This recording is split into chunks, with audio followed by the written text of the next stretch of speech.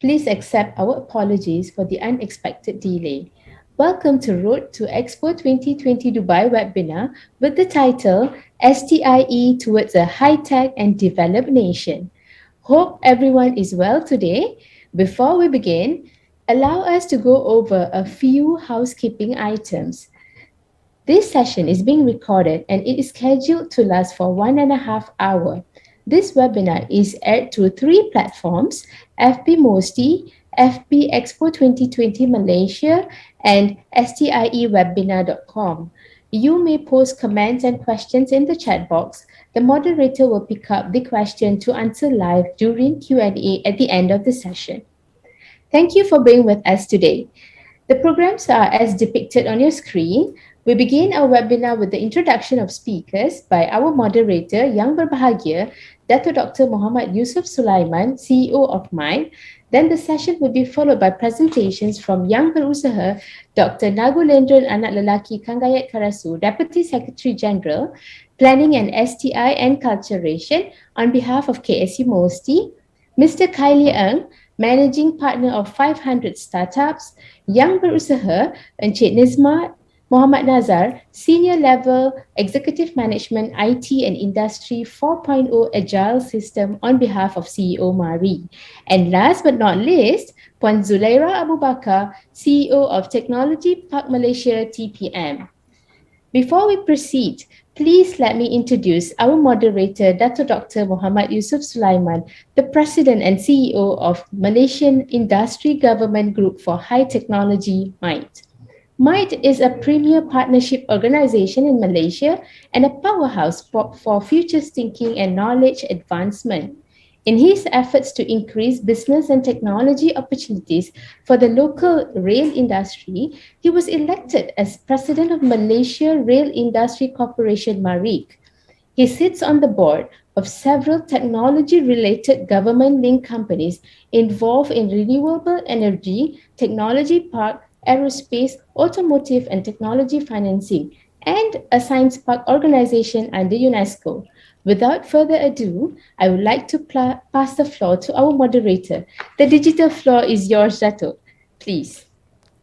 Thank you, Puan Halimah, for the kind introduction. Bismillahirrahmanirrahim. Assalamualaikum warahmatullahi wabarakatuh. Salam sejahtera, and not too late to wish everyone Salam Merdeka and a very good afternoon. Hello, hi everyone. Welcome to the webinar Road to Expo 2020 Dubai with the theme Towards a High-Tech and Developed Nation. I'm Yusuf from the Malaysian Industry Government Group for High Technology, or MIT. I'm truly honored to be the moderator for this exciting and much-awaited session. Ladies and gentlemen, Expo Dubai 2020, which will begin in 23 days' time, presents the perfect opportunity for us Malaysians to jumpstart our economy and be engaged in many trade negotiations. With 192 participating nations, the Expo offers huge sets of opportunities for Malaysia to recover, rebound and rebuild towards becoming a high-tech nation. It will be a time to create, collaborate and innovate. Malaysia has recently set its target to achieve a high-tech nation status by 2030. In order to become one, we need to improve by leaps and bounds towards a balanced strength in competitiveness, connectedness, and capabilities, moving from efficiency to resiliency, and having the mindset and guts to reimagine the future and change. To deliberate further on this topic, very important topic for us, I'm honored to be in the company and to introduce our distinguished panel of speakers who have proven to be the movers and shakers of our STIE ecosystem. They are representing the government, the industry, technology providers, and also accelerators.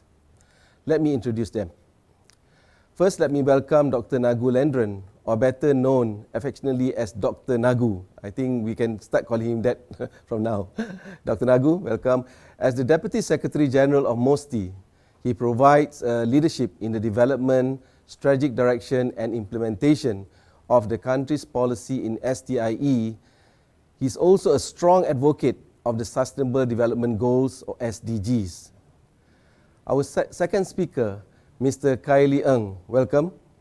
Is a Malaysia managing partner for the company 500 Startups, a Silicon Valley-based venture capital firm. Kylie has led more than 180 investments in Southeast Asian tech startups, including Grab and Carousel. So who doesn't know Grab and Carousel, right? 500 Startups strongly believes in incorporating policies and practices for environmental, social, and governance, or ESG, in startups. And I also know that Kylie is very involved in corporate services activities around the world. I also like to welcome Mr. Nizma Muhammad Nazar. He's the CIO of the Malaysia Automotive Robotics and IoT Institute, or MARI. Welcome, Nizma. MARI is the focal point, coordinating center and think tank for the automotive industry and mobility under the custodian of the Ministry of International Trade and Industry. The last speakers, but not least, the exciting Ms. Zulera Abu Bakar, who is the CEO of Technology Park Malaysia, or TPM. She brings with her 17 years of experience across various industries, with position both in the private sector and the government-linked companies. Previously, she led the Malaysian Global Innovation and Creativity Centre, or MAGIC, and has initiated programs critical to technology development, such as the National Technology and Innovation Sandbox, or NTIS. And now, as TPM CEO, she is responsible to transform the company into a premier tech park that will lead the commercialization of homegrown technology. There you go. 4 very relevant, very exciting, very young group of speakers that we have today to discuss this very important topic. I'd just like to remind each speaker, because of the time constraint, please make your presentation to the limit of 10 minutes. I'll forgive you for the extra 1 minute, but not more than that. So I have to keep the time to allow more question and answers from the audience. So, without further ado, it gives me great pleasure to invite Dr. Nagu to share about MOSTI's role in intensifying local high-tech to go global. Dr. Nagu, the floor is yours. Thank you very much, Dato' Yusof, for that kind introduction. And of course, to Halima, who was our MC, I'm also very honored to be among a very distinguished lineup of panelists. Although I see Zulera being the only flower among the bees, but I think it's very exciting to be with all these forerunners in STI in the country. So I'd like to start off with Salam Sejahtera, Salam Merdeka, and probably Salam STI to everyone who is joining us this afternoon. And as we know, today we're going to talk about the road to Dubai and how high-tech is very important in driving this agenda that we like to bring to Dubai, cascading on experiences that Malaysia has. So if I could have the next slide, please. So as the moderator kindly pointed out, we have got now a brand new National Science, Technology and Innovation Policy, which was unveiled in 8th of December 2020.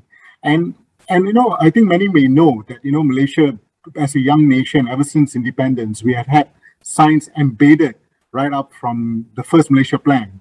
And, we were first an agriculture nation, and many R&D had gone into rubber, into palm oil. So we have always had used STI to grow and develop this country. So that's very important. The current version of the National Science, Technology and Innovation Policy, which runs from 2021 to 2030, builds upon 4 main focus areas, which looks at strengthening STI governance, making STIE, the STI, Science, Technology and Innovation, and E for economics, as an enabler in addressing national issues and challenges. And I think this becomes very important in the current context we are in as we wade through the pandemic. I think STI provides a key to unshackle us from these challenges that we are facing. And it's proven through the vaccine development and many other things that around the world, as well as in this country, we are trying to move on to. And accelerating local technology development and application towards high-tech nation. And finally, promoting innovation for economic growth, societal well-being, and quality of life. So science must be the enabler to allow for economic development, for social well-being, and for ensuring that we also meet our sustainable development targets. For those of you who may know this policy, which is available on MOSTI's web page, it's got 6 main thrusts, 20 strategies, and 46 initiatives. And maybe we'll go to the next slide. All right. So something that complements this STIE policy is this very interesting 10-10 STI framework, which was developed by Academy of Sciences Malaysia, and I have to commend them because this is a very useful framework to help focus our energies to move our STI agenda forward. And it's an integrated approach, combining 2 major sectors of the country, namely STI and economy, as one sector to ensure that all programs are implemented to complement each other and have a high impact. Thus, STI is enabling in addressing national issues. And if we look at this STIE framework, it has got 30 priority areas, which is of course a living document and will be updated as we get more experiences.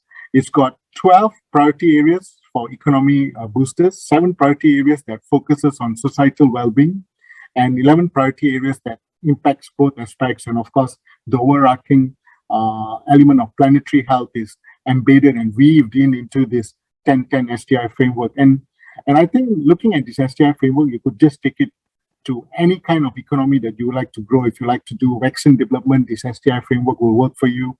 If you like to look at defense, national security, this STI framework will do for you. And I think this STI framework just shows that Malaysian scientists, Malaysian thinkers also have got interesting contribution in trying to create a kind of framework that I think Malaysia is proud to share to the other colleagues in other parts of the world. So congratulations once again to Academy Science Malaysia and MOSTI for coming up with this excellent framework to guide our science and technology innovation policy up to 2030. Next slide, please. And of course, MOSTI is known as an agency that provides grants, and we have refreshed the way we have given grants. And I will not go too detailed in this. There are 2 agencies mainly providing grants in Malaysia for research, which is Kementerian Pendidikan Tinggi and MOSTI. And I think, of course, grants are extremely important in trying to move innovation at various stages of its readiness level. And I was informed by my colleagues in MOSTI that we've got 114 products expected to be commercialized this year, which is very exciting. I think one of the biggest challenges that Malaysia faces is the valley of debt when trying to get from bench to market. And I think this is something that this R&D grants, and also, of course, through initiatives that TPM, that's going to be renamed to a TCA, to accelerate commercialization. And that's something that we really need to see happening in this country. Next slide, please. Right, this is something that I think as a young nation we can be very proud of. Our Global Innovation Index, GII, for 2020, we ranked 33rd in the world. And just for information of audience out there, among medium income group of economics, we ranked 2nd after China. So I think this is something that I think, of course, we can be proud of, but I think we need to continually improving our innovation at all levels. And this has to be started at primary, secondary, and also cascading to tertiary. And what we really need to see is the private sector joining in the government in driving innovation. So this is a slide that I thought I would show the audience to see where we are now. And next slide, please. Of course, to the next slide. Thank you. Right, next slide talks about 4th Industrial Revolution. As we know, the whole world is talking about the 4th Industrial Revolution, and this is something that I think Malaysia shouldn't be left behind. And mostly, and together with many other ministries and also the private sector, are trying to drive this 4th Industrial Revolution by looking at 5 core technologies to build local capabilities, namely artificial intelligence, Internet of Things, blockchain, and distributed ledger technology, DLT, advanced materials supported by cloud computing and big data analytics. So this all sounds quite quite far-fetched, but I think we are moving towards them, and I think we need whole of nation approach. And I think for the government infra front, we need whole of government approach in moving this industry for IR. And it's just not the technology, but also I think the enabling ecosystem and supporting ecosystem needs to be in place to ensure we have a holistic approach as we go towards 4IR. And something that we have to always bear in mind as policymakers, we do not want to leave anyone behind. So this is why I'm emphasizing on the ecosystem, because some pockets of Malaysia is still having a digital divide in terms of not having internet connectivity and all that. So we need to ensure that our journey towards 4IR is an inclusive journey. Could I have the next slide? Right. So now we'll go down to Dubai, and we're talking about Expo Dubai and STIE towards a high-tech and developed nation. So Dubai is an expo, it's a world expo that's going to start in October next month, 1st to the 31st of March 2022. Dubai was conceptualized way before the pandemic happened, which was connecting minds, creating the future as its theme. And I think the theme of Dubai Expo is really very, very relevant to what we are facing now. I think we need to get our minds together in creating a future as we wade through this pandemic with all kinds of uncertainties. And I think at the end of the day, it's just not economic development that we are looking at being happy, we are looking at having a clean and vibrant environment, as well as our society's well-being. So I think Dubai will provide that kind of platform. And for Malaysia, this participation in Dubai is spearheaded by MOSTI together with our implementing agency, Malaysian Green Tech and Climate Change Corporation, MGTC, together with various governments at federal and state level. So Dubai, I think, is going to provide a very good platform for Malaysia to look at collaboration, to showcase Malaysia's technologies.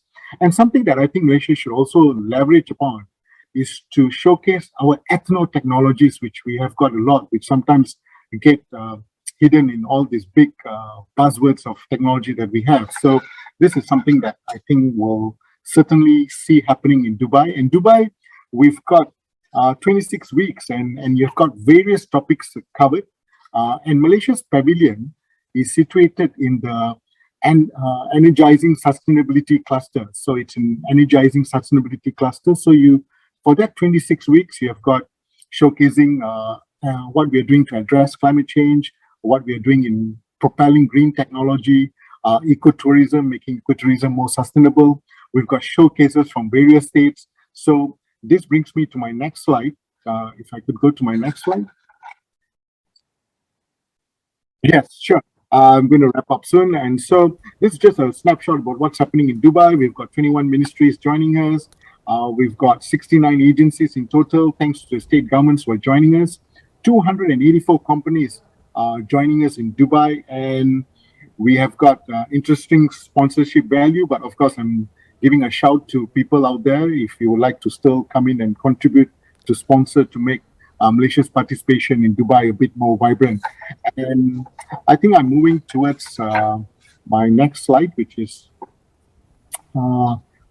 virtually just to thank you all very much. So this is what's going to happen in Dubai, and I thank you for your time and attention. And back to you, Dato' Moderator. Terima kasih. Thank you, Dr. Nagu. An excellent overview of the STI policies and the various initiatives by the government. I think two main points from your presentation. STIE development will require a systemic and overall wholesome approach. And secondly, moving our STIE development not by chance, but by design. So we can replicate it over and over again. So I think the next question to Kylie would be, how are the industry players responding to these policies and initiatives by the government? So without further ado again, I would like to invite Kylie Ng to share his perspective on how nations can develop the new economy. Please, Kylie, the floor is yours. Okay, thank you. Oh, thank you very much, Datuk Moderator and Dr. Nagu. And other esteemed panelists over here. It's great layup. So I'll come from the other way around. We do a barbell strategy. I think Dr. Nagu had a good tee up, right, by showing us the source of technology that Malaysia is continuously developing. I'd like to talk about markets. What I'd like to do with this is to actually share some data, right, from the markets that will buy the technology, that will pay for the technology, right? We want commercialization, right? And later, I guess our other panelists will talk about the different mechanisms of commercializing as well.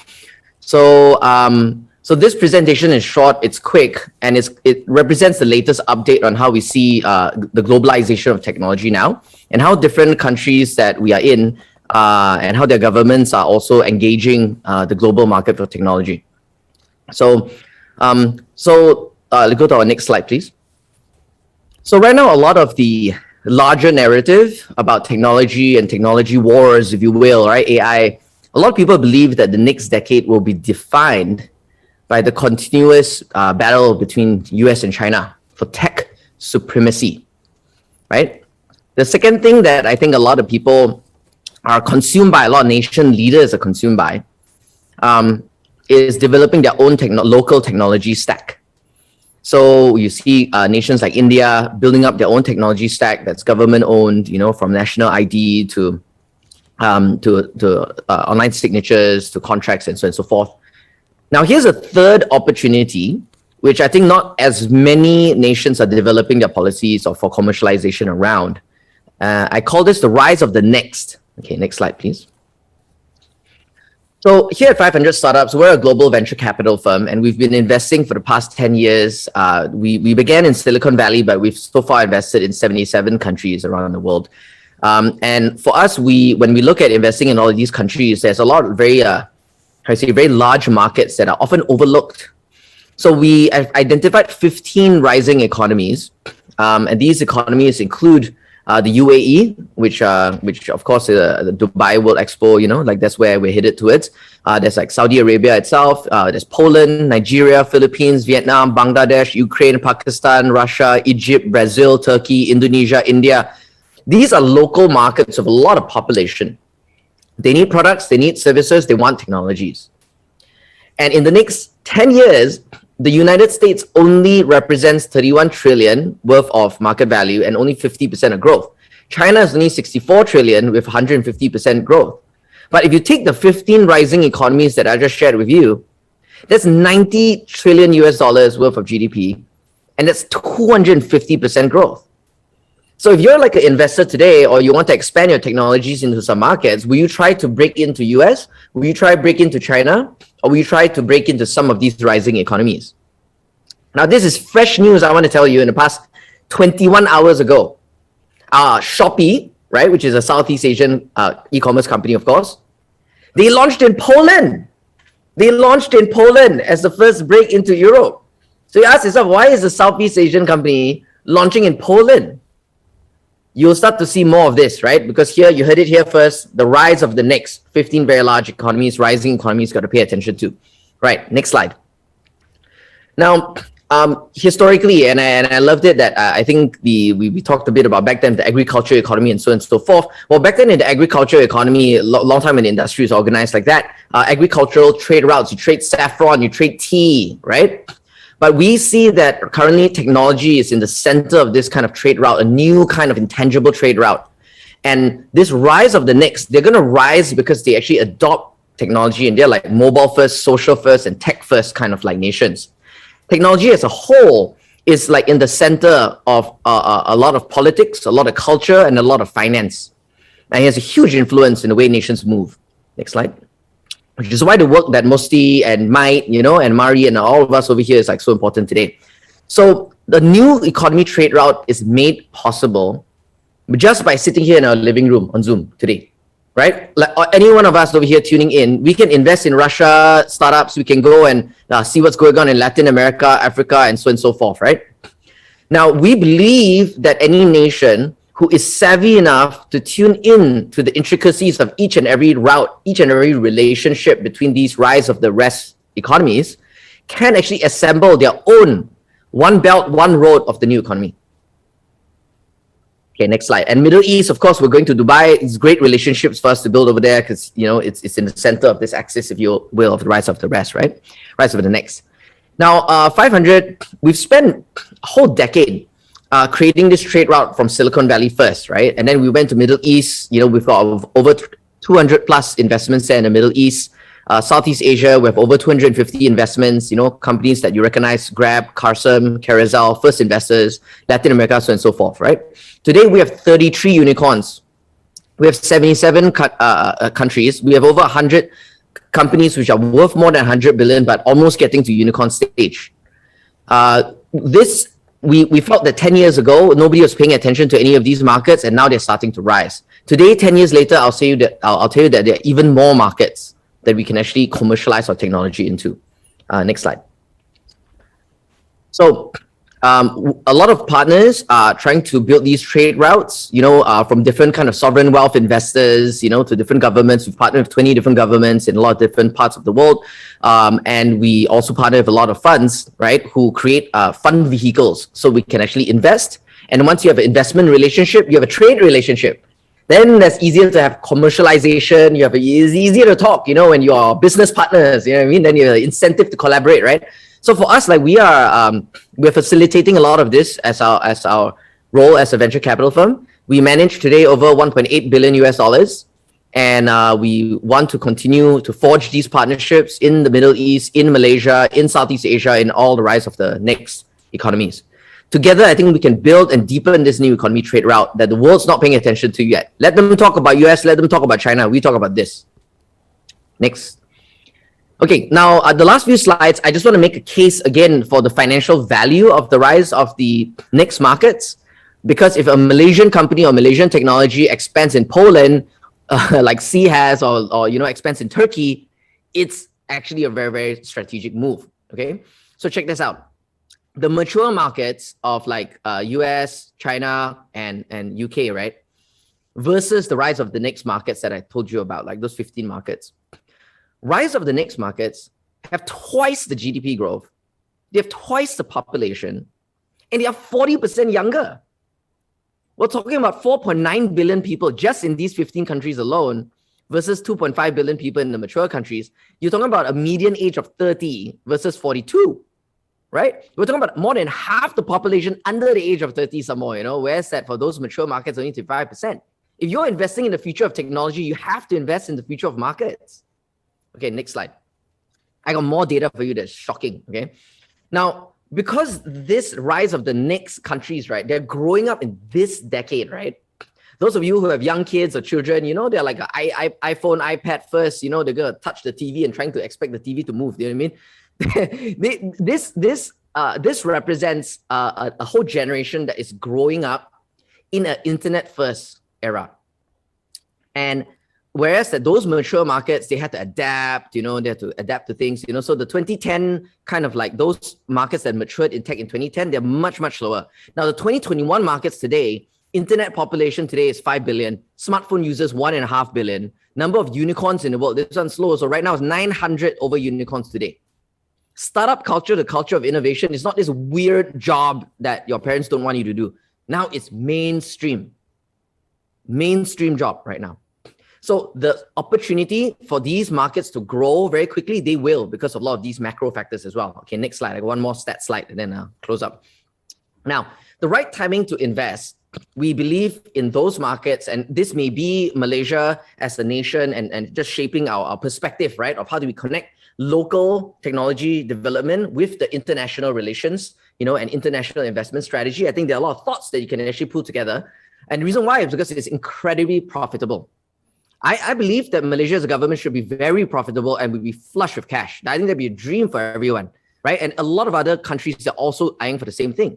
So to do that, if you look at the rise of the next countries, it's so affordable to invest in their startups right now. It's literally where the mature markets seed rounds are between 5 to 10 million valuation. The rise of next markets still between 1 to 5.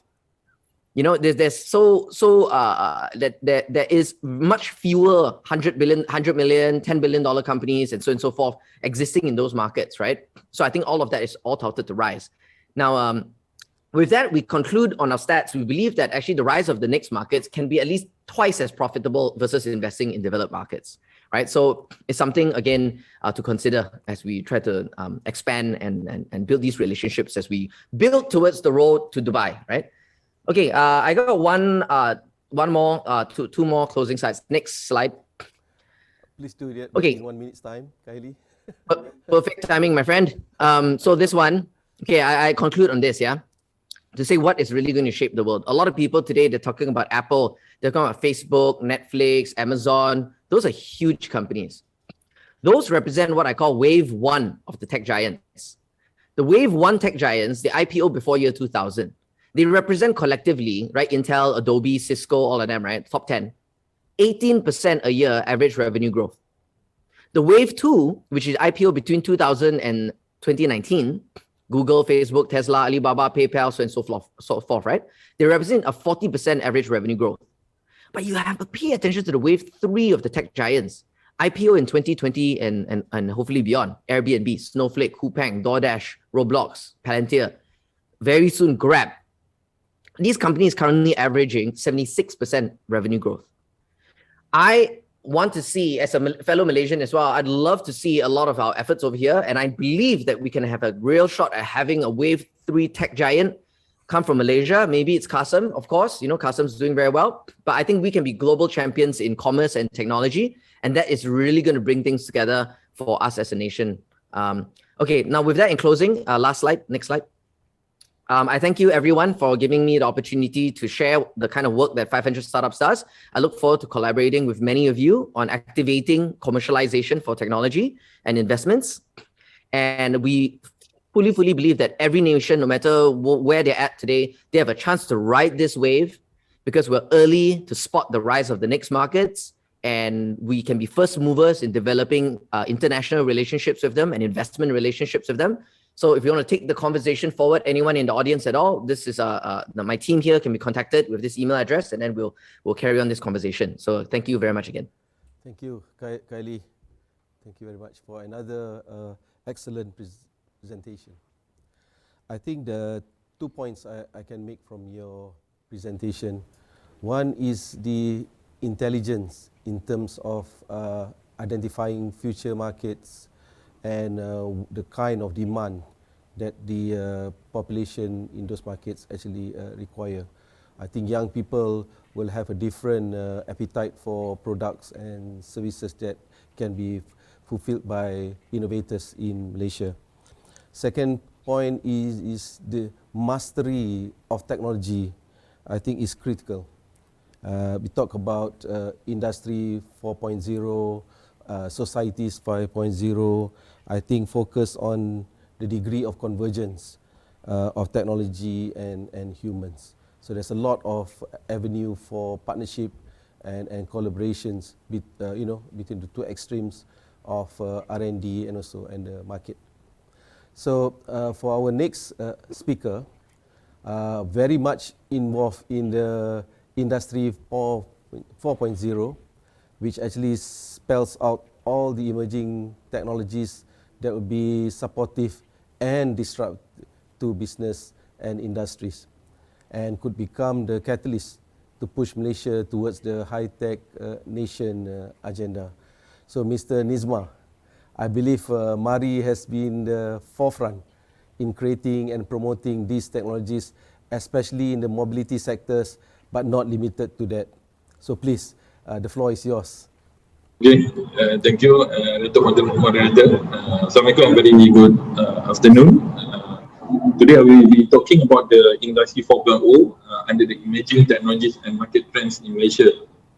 This is what so-called under the new horizon of a data-driven economy, focusing also related under the automotive and overall mobility.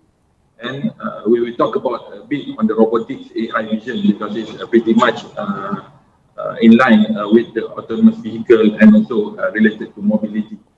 Okay, next. Under Dubai Expo 2020, Mari will be leading the automotive and mobility week, the week 9, together with us, the 20 innovative vendors and also technology companies that will be focusing on the development. But of course, when we talk about the Industry 4.0, the supportive government policies, we can see within the red dotted line is related to MARI and also under MIPI, focusing under the industry forward national policy, the e-commerce roadmap, the national IoT roadmap, and also NMP 2020. Of course, the main development is under the NMP 2020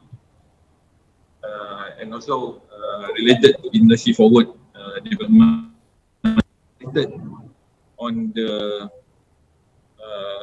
e-commerce roadmap is because that is one of the core within the Industry 4.0, because if you can see between the tech industry or the tech nation, for example like US and also China, they are also competing within the e-commerce platform from to make sure within the Industry 4.0 that they build for customization, it will move towards the needs or supplying for a true e-commerce within the nation. That's why you can see within the four development under the Industry 4.0 for ICT related, for example, the nation that have the AI within a search engine, the e-commerce platform, the social media is one of the pioneer for that purposes. So that's why under the supportive government policy, we shouldn't only focus under the industry forward ataupun related to industry 4.0, but we need to focus also under the e-commerce implementation. Next.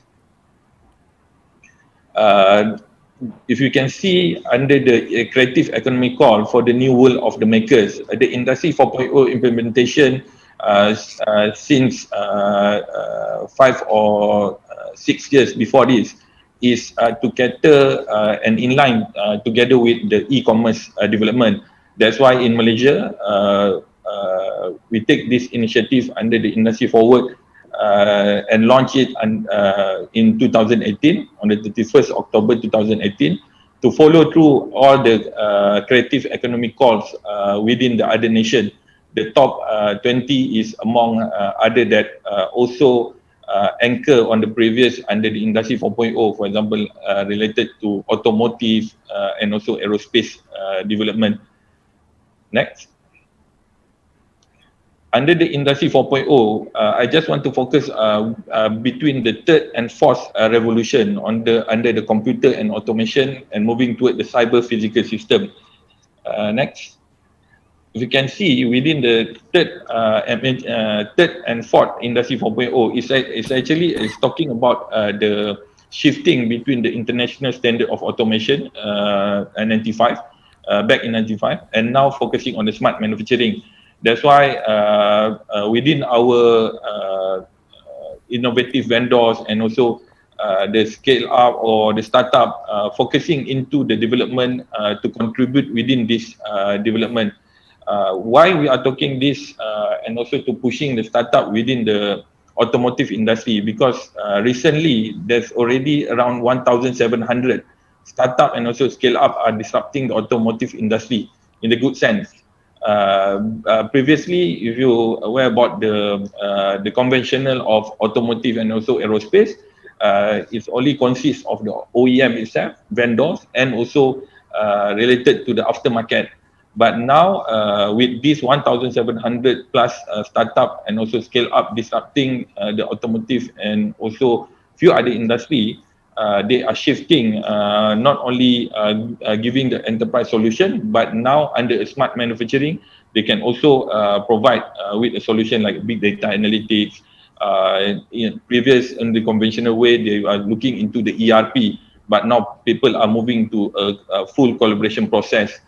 Even under the, for example, like level 3 manufacturing education system. But now a small company with 2 or 3 guys can complete a full digital modeling and application that equivalent to the full MES previously. And of course, PLC and sensors and actuators are moving towards this kind of approach towards the full IoT and also IoE. Okay, next.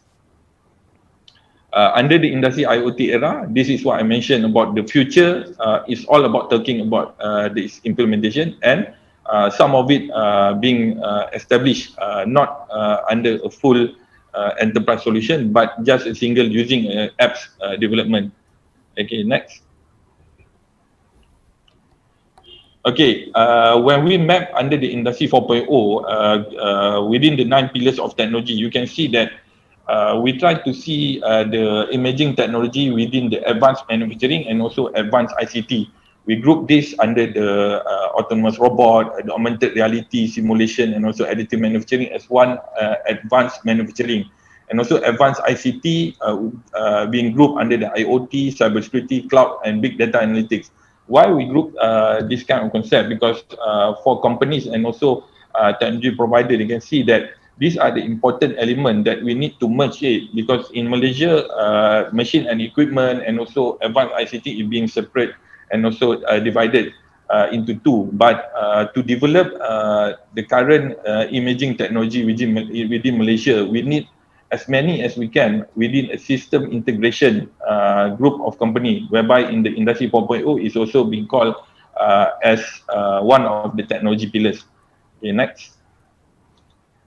Under the robotics AI vision, this is actually full of NAP robotics related development. But if you can see in the middle is actually the related under the NAP 2020, the new pillars they're focusing under the mobility as a service, next gen vehicle, and also artificial intelligence.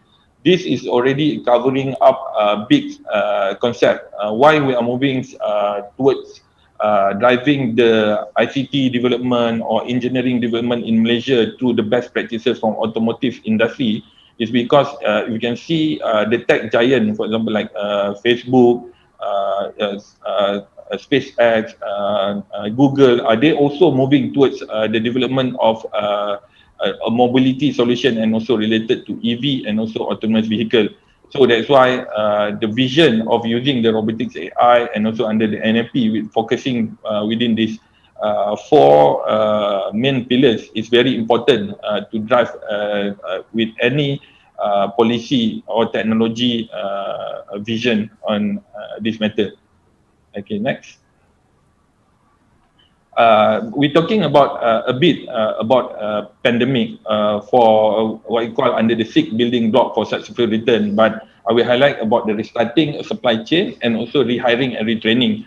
This will be a good jump towards the new setup of industry and also related to the services. Okay, next. So even in Mari, we just touch a bit, covering up the whole Industry 4.0 implementation within the whole 9 pillars. We tally it down with our program, with the previous one and also the new that moving towards this. Again, next. Touching about the global robotic, the trend, we would like to highlight the two main component that focusing under the commercial and also industrial, that around 41 billion total. This will be a new way of focusing under the creative new economy, whereby we will need to balance within the Industry 4.0 implementation to have this all automation and robotic system within Malaysia to cater for these purposes. Okay, next. Towards the RAV, we can see that the development must be leveraged within the horizontal and also vertical technology. Next is talking about how government should provide the infrastructure as a service, platform as a service, and software as a service. But the vertical one will be coming from the industry itself. So that's why Mari and also under MITI, we are focusing under to deliver for the commercialization and innovation by providing this SAS, PAS, and IAS for the technology company to ride on it under the vertical approach. Of course, the best practices through MARI we will use under the automotive and mobility, but the other sectors must be come out with the other services to jive together. Like I mentioned, the AI development focusing on the e-commerce is very important, because you can imagine within the singles day of e-commerce already equivalent to some of the GDP for country within a single day. That's why the Isma, approach of the creative economy is very Isma, important. excuse me, can Yes, you Dato'. conclude by now? Thank you. Okay. Yes, sure. Okay, next. Next. Okay, this is talking about the, I just want to show the combination between the previous one that we highlight about the Industry 4.0 with the services under the ICT related. Okay, next. Of course, it must jive together with the human capital development. Okay, next. We want to highlight, this is my two last slide, the International Robotic Alliance between a country that we first map within 20 plus Industry 4.0 countries is very important. But the International Robotics Federation has been highlighted that the vision of the creative economy in future will pretty much depend on the robotics and also IoT related. Okay, next. You should Next. conclude now. Mm-hmm. All right. I just want to show the Malaysia IoT timeline and also related next It's to the robotics IoT timeline. Okay, next. Okay, the last slide about the industry transformation. We combine about the concept of the industry 4.0 is okay. now we must focus under the intelligent robots, IoT, and also related to industry 4.0. We must have our own AI Sorry, team. Nisma, For example, I got to stop you here. yes, It's been an excellent presentation. I think people are capturing most of the points that you already made, but there'll be questions for you okay, afterwards. So okay, thank you very much. I have to stop you there okay. for sake of time. But I think the 2 points that you made very, very clear is that the STIE development has to be industry-led and government supported through conducive environment for technology to develop, for entrepreneurs to develop. Secondly is that the STIE ecosystem is dynamic, so it keep on changing. So you need to be in touch with the technology changes and make sure that the companies, whether in automotive or otherwise, are very aware of this and use this technology so that it will not be disruptive to them in the future. So excellent points that you have made. Thank you for that. I'll come to the next speaker, Dr. Zulaira. I think I just want to say that referring to the National Policy on Science, Technology and Innovation, which was mentioned by Dr. Nagu just now, one of it is the creation of the Technology Commercialization Accelerator. One of the dangers of crossing the innovation chasm, which we have listened just now, is that valley of death that makes or breaks the innovators or the innovation itself. So as the newly appointed CEO of TPM, I would like to invite Ms. Zulaira to share her knowledge and experience on how we can smoothen and complete the STIE ecosystem through TCA, for example, and produce excellent innovations or even unicorns in the future. Puan Zulaira, the floor is yours. Thank you, Dr. Yusof. Of course, I'm more excited by the fact that you just elevated my intellectual capacity by calling me Dr. Zulaira. I wish that would happen soon. Unfortunately, not yet. Not yet. But thank you very much for having me here today. Thank you, Mosti, for having me here today. Thank you, Dr. Yusof, for the excellent moderation. And of course, I think I've learned so much from the other panelists before me. Dr. Nagu, thank you very much for all those stats. Very, very interesting. Kylie, of course, always animated and, as engaging as always. And he's always data-packed. So thank you for that. And I really, like his point around identifying future needs. I think it's really about coming together identifying what we need for the future, what technology is needed to actually guide us through the future. And it's really about bringing the whole STIE ecosystem together. Hence, we are here today. And of course, Nizma, thank you for sharing all of those stats around IR4. Very, very interesting. Thank you very much. So my session today, I'm not going to go too much into the details of the technology trends or, the data. As you've seen, you've already heard from Kylie as well as Nizma, as well as Dr. Nagu. But what I will share with all of you today is on behalf of MOSTI, in fact, the road to commercialization, the efforts to bring together the whole STIE ecosystem. That's what I will be talking about today, and particularly what we're doing within MOSTI as the lead for science and technology and innovation for the country. Now, I just came on board TPM a couple of months ago. My role here really is to bring together this new mandate that we call the Technology Commercialization Accelerator. I will go into more details as I progress through my presentation, but ultimately the TCA is an amalgamation or consolidation of two key functions. We're looking at infrastructure, physical infrastructure of technology, and being supported by content, right? What is needed to build capacity of talent, technology, and innovation, right? So that's being done by Magic. So what we're actually doing, the whole concept of TCA is to bring together Magic as well as TPM. I was formerly from Magic. I was brought into TPM to oversee this consolidation for the creation of a technology commercialization accelerator. Now, very specifically about Dubai, I think we're very happy to be part of this journey.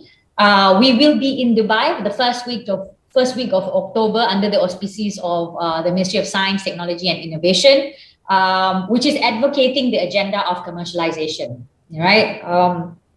Commercialization, really, it's about the process of bringing R&D, technology, products from lab to market. Hence, the theme will be from lab to market, right? That will be the theme at the Malaysian Pavilion. We're excited to be there. We will be talking more about the Technology Commercialization Accelerator there as well.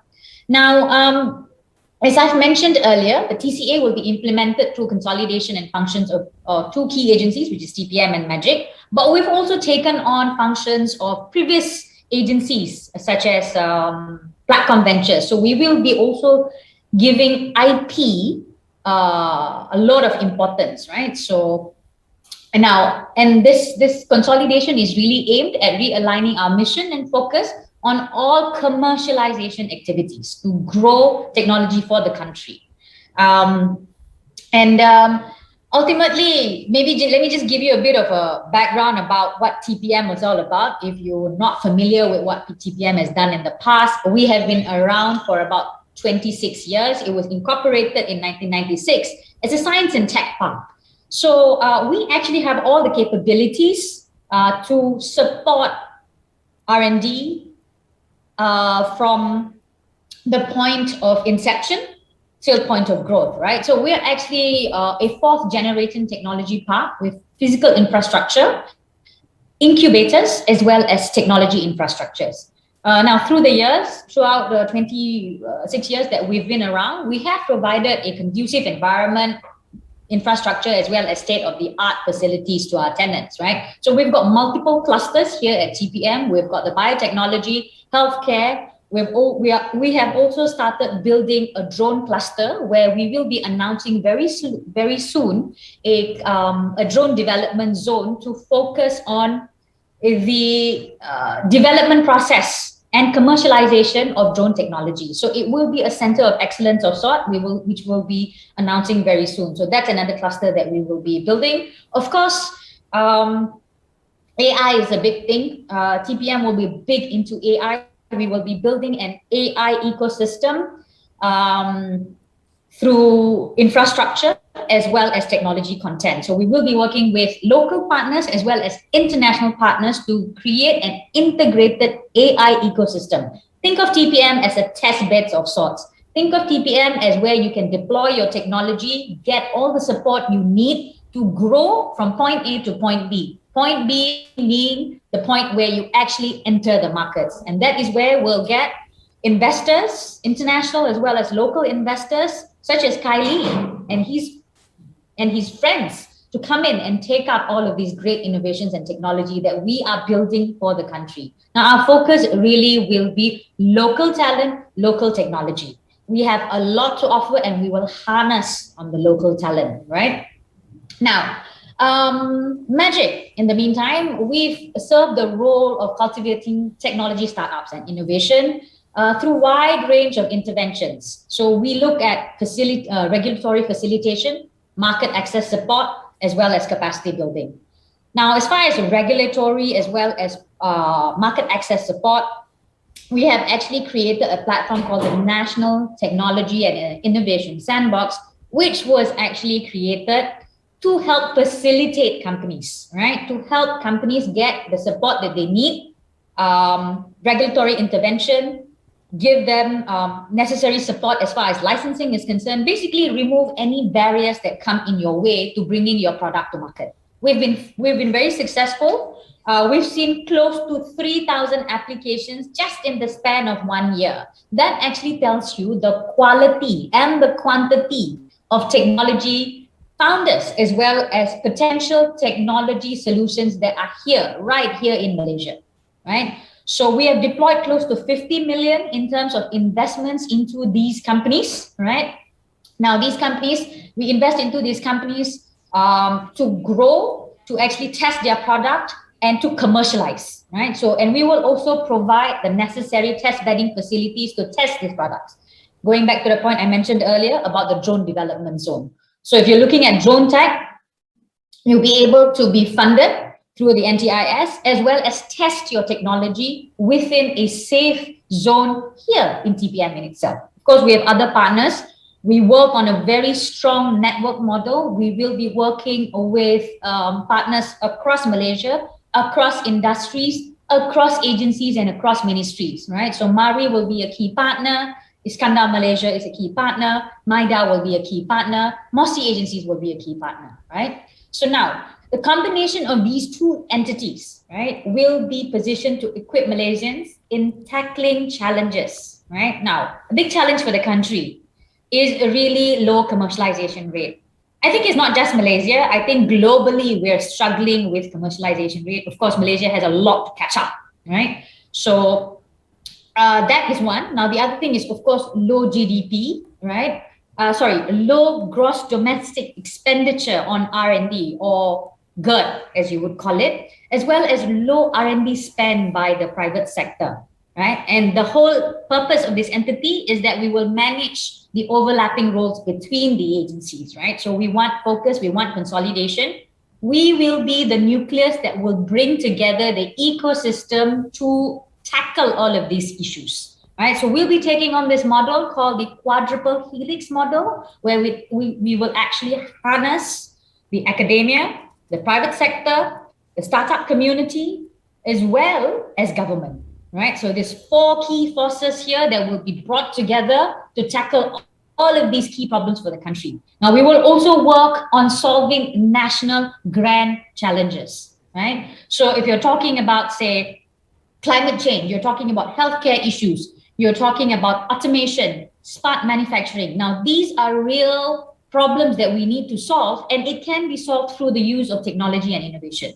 I think more importantly, as an agency, we are determined to support MOSTI in its agenda and its vision to take Malaysia from a consuming nation to a producing nation, right? We need to be able to start producing our own technology. We have to reduce dependency on foreign technology, right? I mean, take healthcare for that matter, right? From vaccines to test kits. Till today, we've had to actually import. Now, I think we have to turn it on its head and turn ourselves to be producers of technology. I think we are very strategically placed to do that right now. And our hope is that TCA will do that for the country. Of course, not alone, but in collaboration with all the stakeholders. You know, I think as a country, we've got multiple agencies that are invested and that are involved in the whole technology and innovation ecosystem. So it's safe to say that we have all the support that we need. We just have to come together to ensure that we meet this one vision, right? Now, the vision we have, like I said, is to accelerate Malaysia as a hub for technology, innovation, commercialization, adoption, and scientific excellence. While the mission is focused to inspire, enculturate, and catalyze market-driven innovations through smart partnerships and connected ecosystems, as I mentioned earlier. We're going to harness the power of the quadruple helix, right? So the need for tech commercialization accelerator agency, or TCA rather, is to bridge the gap, right? We're going to bridge the gap between the RDC ecosystem, basically research, development, and commercialization ecosystem. So what we're trying to do is build that seamlessness between these ecosystems for economic betterment, right? So we're going to solve key economic problems through science and technology. Now, for Malaysia to move forward, we can no longer work in silos. TCA will be the coordinating and monitoring body for RD, CNI initiatives and networks between the government, industry, academia, and community. Now, just allow me to give you a little bit of update around what we do at MOSTI, around how supporting MOSTI. Yeah, very quickly. Yeah. So maybe if I can just quickly conclude, we will be working together with MOSTI to spearhead the national policy on science, technology, and innovation. We go by the Malaysia Science, Technology, Innovation, and Economic Framework, my STIE. Look that up, right? So that's a 10 by 10 where we actually match 10 socio-economic sectors versus 10 technology focus areas, right? So this will be the framework that would lead the technology growth for the country. So our agenda, we would be a self-sustaining entity, but we will also be supporting the national agenda. And we will start, in fact, we've done this even with Magic and all our other agencies under MOSTI. Our focus is local technology, local startups. Of course, we welcome foreign technology, foreign startups. We want to build capacity, build quality in that sense, but we are also committed to actually highlighting our local talent in international arena. So coming back to our participation in the upcoming Dubai Expo, we will be featuring a delegation of 11 startups, innovators, export-ready enterprises to take part in business matching sessions, right? So we're looking at about 11 companies, drones, solar, big data, robotics, AI, 3D printing, gene editing, nanotechnology, blockchain, as well as 5G. Now, I think with that, since I've come to the end of my session, I will end by saying that we will be signing a collaborative agreement with Zortab Village in Dubai. It's a leading innovative tech incubator in Dubai in technology incubation, technology transfer, and commercialization. I don't know, perhaps Kylie would know them because of 500's presence in the Middle East. We're looking forward to build more international collaborations and harness that network. So given our past accomplishments in doing a lot in commercialization among our local enterprises, we hope that we can do the same outside the country. So yeah, with that, I have come to the end of my session. I have truly enjoyed, more importantly, hearing from all of the panel members. And thank you for having me here. I look forward to seeing everyone in Dubai. Thank you. Thank you. Thank you, Zulera. In some countries, you will be called Dr. Zulera based on your experience and knowledge. Thank you for that excellent and inspiring presentation. TCA is a new kids on the block, but with a heavy responsibility. I think for Malaysia to go forward, we cannot be doing the same thing and expect different results. So we are really looking up to you and to complete the STI ecosystem and really support our industry development. So the other thing that I find very interesting is that you're using the cluster-based network approach, which I think has been proven very successful, especially in China and other countries. So it's very good to know that there is that dynamism in this approach. I visited a traditional company, which I hope most of our panel will not, ignore. I visited a rail company a few weeks ago. It's called SMH Rail. It has designed, fabricated, and manufactured locomotives for export. So it was exported, 3 units were exported to Tanzania, and I think that even the traditional sectors can actually be like, I think sharing Nizma point, putting in the technologies, they can actually produce excellent results. But again, my point is, how do we replicate this through a very systematic and by design? So we don't have only one-off success, but rather many successes in the future. So it's now coming to the second part of the session, and really, I mean, all the presentations were excellent, but I think that there's some more things that we want to prod from you and learn from you. Dr. Nagu, I come to you first. You mentioned about the Global Innovation Index 2020 and where Malaysia is, but the point is that Malaysia is still low in terms of competency in producing innovative outputs, especially compared to our ASEAN neighbors, like Vietnam and Thailand, which are really, showing a lot of, innovation and etc. Doctor, how do you see this? I mean, in relation to, we are doing something to Malaysia, but the others are also doing, going fast speed ahead. What do you think can do in terms of, being competitive in the future?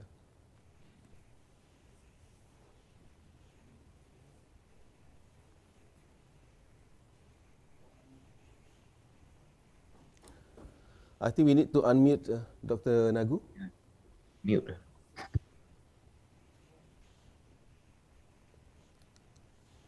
Still cannot hear you, Dr. Nagu. Dr. Nagu, hold on. Hear You're me still now? mute. Okay. All right, great. Okay, Thank you so great. much. Thank you. Yeah, been using the system for a while, but we always forget which button to press. I think the question that the moderator asked is something very important that has plagued us for a very long time. And I think Zulera had addressed this very eloquently in a presentation.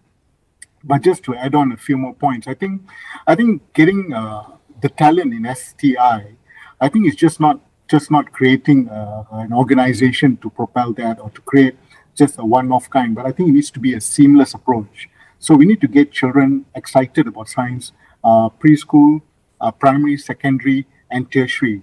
I see sometimes what happens is from secondary to tertiary, there's a disconnect. I know many students who do science in SPM, and then suddenly they're left in the dark when they want to go into the tertiary level, you see, because of many other parameters that come into play. So I think as a nation, we need to look at this. We need to identify students who are really good and ensure that we have a career path for them. I think that's all you know about ASEAN Scholar, right? So ASEAN Scholar is introduced by Singapore. Even when I was a kid, many of the brightest get poached by Singapore.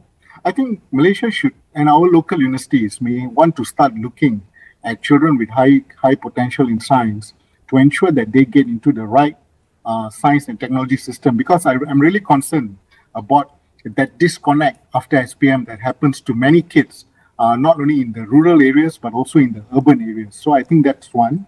Second is, I think science has to be more fun. I mean, when I went to school, science was all about memorizing and putting it all out in exam.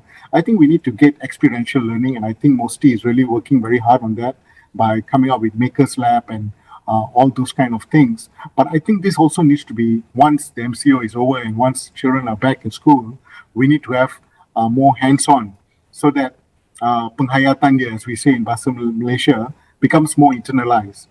If not, I think it's going to be very difficult looking at this whole ecosystem. So this is just a quick 2 points to your question, Dato. Right. I agree with you. As I see the opportunities and the challenges that were shown by the earlier panels, I have the feeling that the pool of STEM educated young people may not be as, in terms of its size to support many of these programs, initiatives that you want to do.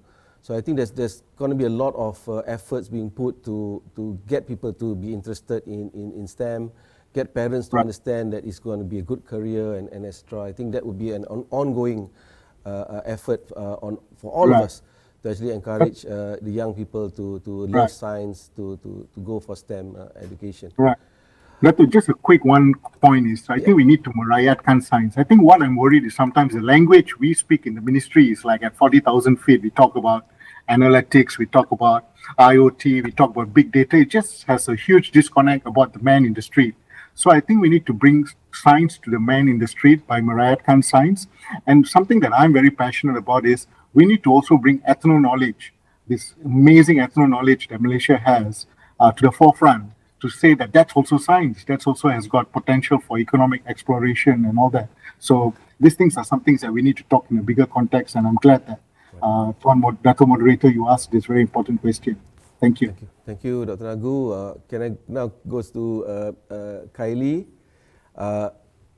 Excellent, inspiring people that there are hope for us to go to many of these emerging markets. When I talk about the rail just now, the rail community in Malaysia is really buzzing about Europe opening its door to our technology all of a sudden. So these are some of the intelligence and some of the knowledge that we need to know. So in your opinion, well, you have spoken a lot about where to go, but if I'm a local industry player, how can I start to jump on the bandwagon and really be part of that whole, excitement?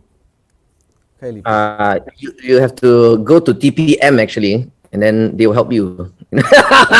Take you into Dubai, right? But it's true, right? I think that there's many avenues, right? The wonderful thing about what you see from this panel is that there's no wrong door you can knock on, right? Like you can hustle, you can find a way. Whether or not you work through the venture capital system, right, where venture capitalists give you money, give you global connections, and connect you to the right folks. I mean, there's something that we always do. We try to get our Malaysian companies to the Middle East. We try to get our Indonesian companies in Malaysia to Indonesia. We try to build the trade route related to Sharia and Islamic tech, for example. And I think your example of the rail is very real examples, no pun intended, because it happens on a day-to-day basis. These are things which are natural market forces. So it's not like we're trying to do something and nobody wants to do, there's something everybody wants to do and everyone's already doing it. So for us, we just need to fan that fire, right? Remove the obstacles, create the highway a bit, right? Then you see that it's going to be flush, So I think that the immediate advice I have is that any kind of entrepreneur who has an export mindset, the most important first thing is to have that export mindset. And that's really the purpose of my presentation earlier, is that if you say, let me start Malaysia first, then maybe slowly do something else. I mean, okay, there's a time and place for that. But at some point, you really got to look outside. You really got to look at the greater world out there. And that's really how you get things going. Right. Well, there's an example of one of the drone AI service provider called Aerodyne. I mean, they started overseas and then work in 30 countries and then make their way back into Malaysia. So a lot of popular studies like number 2 and number 3 in the world right now in terms of drone provision, right? So they're also a portfolio company we invested in, and they're doing very, very well internationally. Yep. Great example. Right. Thank you. Nisma, everybody is going for AI, everybody going for robotics, IoT, not only Malaysia, right? So we need to have some sense of where we are now, and then how do we go, and what do we need to do? And what are those challenges that will make us a global leader in some of these? So the drone AI was one example, but again, how do we replicate, this? And thank you, Dato'. From Mari angle, that's why we look into the best practices from the automotive and overall mobility, moving towards the development of AI. Combining with the initiative under the autonomous vehicle. That is one of the highest effort that pushing towards the AI development in automotive. So when we talk about the AI within the automotive industry, for adoption of this to happen in Malaysia, that's why MITI with Mari and also with other collaboration with MOSTI, we're looking into providing test bed purposes because as we aware that for the level 1 and level 2 is being adopted in the OEM under the AI development. But the idea is when we do the adoption of the AI through automotive, for example, we need to bring the real tech player, for example, like the AI team that related to NVIDIA, the brain of AI. Even when we explore the AI brain within Russia, it's not being named in anywhere, but it's actually the highest spec of AI for autonomous vehicle. We go there and explore, but of course, to bring them, we need to have a talent to fulfill all these requirements. So to have this whole ecosystem, that's why we also looking on the collaboration with the OEMs, and also the one that I mentioned about the 1,700 startup disrupting the automotive industry. Because previously automotive or under the overall mobility is being using a conventional way, OEM, the vendors, and also aftermarket. But by using and leveraging with the startup and also scale up, it can fasten the quick ROI within a startup. This is about 2.6 times faster, and also reduction is in R&D spend about 20 to 30%, and also reduction in time to market about 3 to 5 years. So that's why a combination of the OEM or any principle of the technology must be on board and bring investment into Malaysia. But we need to have the timeline of the adaptation, and also the homegrown technology must be there. Right. Okay. Thank you, Nizma. Miss Zulera, we know that for a fact that in Malaysia there are not many successful science or technology parks. TPM is one of your player, isn't it, under TCA? I believe Kulim High Tech Park is quite successful in getting investors from overseas, especially in the high tech, clean tech areas. How do you see your role in integrating the science and technology park kind of activities, like what you're going to do in TPM, in other states? I think they need it very, very much. The other example could be Iskandar is another, but the other states probably will need help, isn't it? Oh, that's a very interesting question, Dato. Of course, see, I think TPM, the advantage that we have right now, which I think we should leverage and harness on, is basically, simply put, the strategic location. Okay, we are in Bukit Jalil. We are 20 minutes away from city center, and we are 20 minutes away from the administrative capital, Putrajaya. Right? So if rightly positioned, and if we are able to bring together, not able, but that is my mission right now, to bring together the right community. When I'm talking about community, technology clusters, as I mentioned earlier, investors, strategic land development. You see, because TPM, in order to build a hub is really a land property development play as well. So we're bringing in integrated, strategic, technology, content-driven property development. Now that is for Klang Valley, for that matter, right? So we will act like a link to link up other technology clusters. We have Cyberjaya, right, which have built a community there as well. We've got data centers there. We've got tech companies there. You mentioned Aerodyne. Aerodyne is in Cyberjaya. So we have to build that linkages. And similarly, our modus operandi will be to harness networks, as I mentioned earlier, because it doesn't make sense for us to replicate the efforts or start all over in other parts of Malaysia. There are already existing STI parks that are already up and running. You've got Iskandar. Again, an integrated strategic development. You have Kulim High Tech Park. So I think right now, maybe our role perhaps is to rejuvenate these network, right? How do we bring together, break down the silos, right? And really pull together as one big technology community for the country. right? So if you go to Iskandar, then Iskandar will say, you know what, please work with TPM if you need to do stuff in Klang Valley. If you go to Kulim High Tech Park, Kulim High Tech Park should say, okay, you know what, I will give you whatever support you need here. These are my incentives. Maybe these are areas that TPM or TCA can help. So we need to build that complementary relationship, right? And once we do that successfully, I am confident we can take Malaysia to the next level, because integration is everything. Right? We need to actually function as a cohesive ecosystem, which maybe, for a lack of a better word right now, it's not very integrated right now.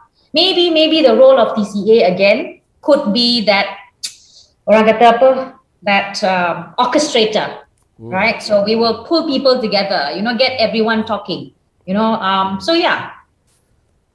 Interesting. Right. It's time for me to wrap up. I'd like to remind the audience, please remember all the faces on the screen, because these are the movers and shakers of our STI ecosystem, and how we can work together and offer you, whether you are in the industry, business, or whether you are in education, a unique value proposition to promote the growth of our nation to become a high-tech and developed. So again, I think the point made by many, let's do our best to transform Malaysia from a technology user to technology creator, and then position Malaysia as a globally competitive and societal-centric powerhouse by 2030, a balanced nation. Yeah. So on that note, I want to thank all of you for a very exciting presentation. I think many of us learned a lot and enjoyed the some of the points that you made, and especially to prepare us for Dubai 2020 Expo.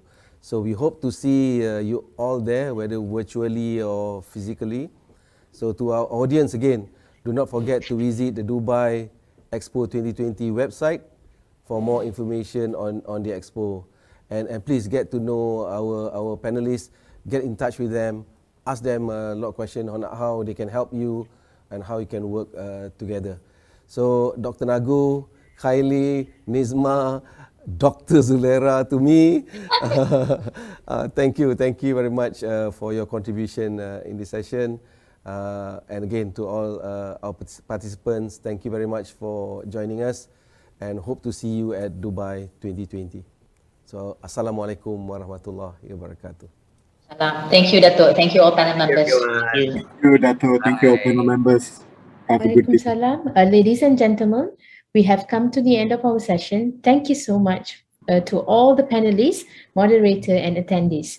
Do follow us on our social media accounts and reach out to us at Dubai 2020 Secretariat at mosti.gov.my. So you will get a lot of information, and you can reach out to us if you need any detailed information from us. Have a good day. Thank you, and see you in Dubai. Assalamualaikum. Stay safe. Thank you, Halima. Halima, thank you very much. Energizing Sustainability, Malaysia's Rainforest Canopy Pavilion, inspired by our majestic rainforests, aims to lead the way as the first net zero carbon pavilion at Expo 2020 Dubai. Carbon emitted will be offset through forest management and tree planting expertise, ensuring Malaysia leaves no carbon footprint at Expo 2020. In line with our My Butterfly Effect campaign, we want to inspire the world at Expo 2020. See you at Malaysia's Net Zero Carbon Pavilion.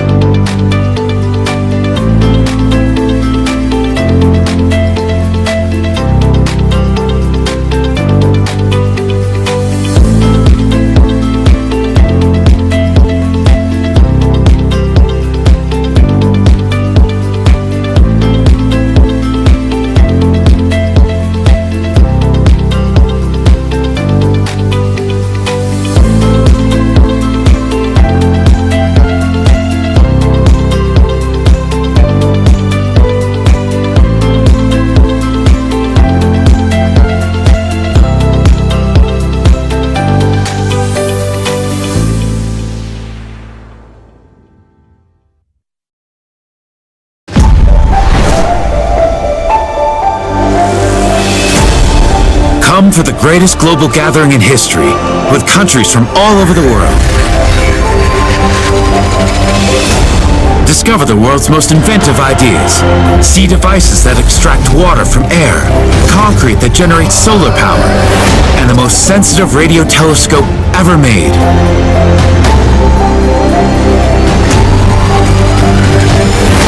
Marvel at the world's most inspiring architecture. Step into structures that produce electricity, spaces that change shape, and buildings that send messages to space. Connect with local and global experts, partners, and investors. Join business forums. Participate in thought leadership discussions. Be part of solving today's challenges. Experience the world's greatest entertainment with local and international stars, live concerts, and colorful parades. Take in inspirational art, sample exotic cuisines, and witness more than 190 countries and cultures come together in one place. Join the making of a new world. Expo 2020 Dubai.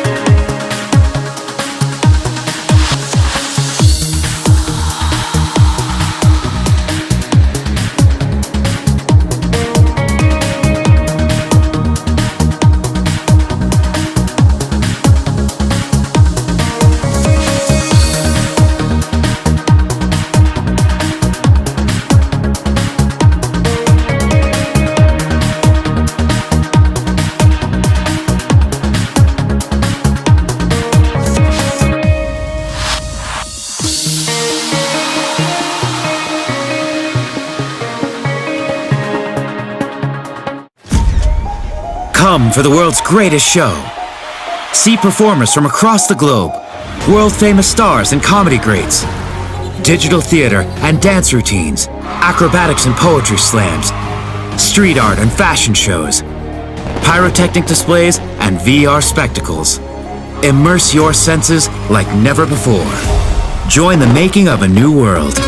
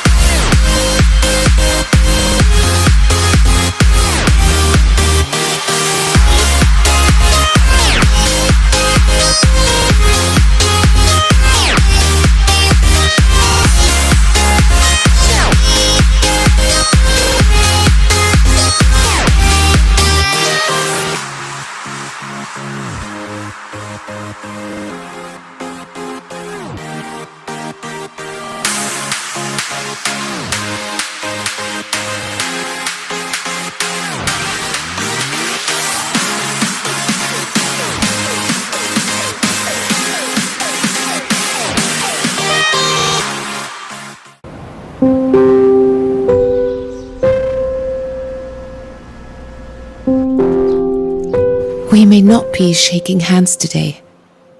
We may not be so close physically, but our hearts are connected now more than ever. It's in times like these that we need to come together and act as one. We need to find the calm that's deep down in our souls and fuel our minds with it. To think clear, to act right. We must stand firm and not move an inch unless we're moving as one forward. Every one of us is a soldier in this battle, in a defense line that can bear no gaps. We must never let go. The hard times will pass. Believe it. And when they do, we need to be in even stronger shape. More connected, more united than ever. It's hard to go through hardships, but they do have a bright side. They make us stronger. And then they fade away. As they always do, the truth reveals itself that we wouldn't have made it if we didn't stand together as one. We are one.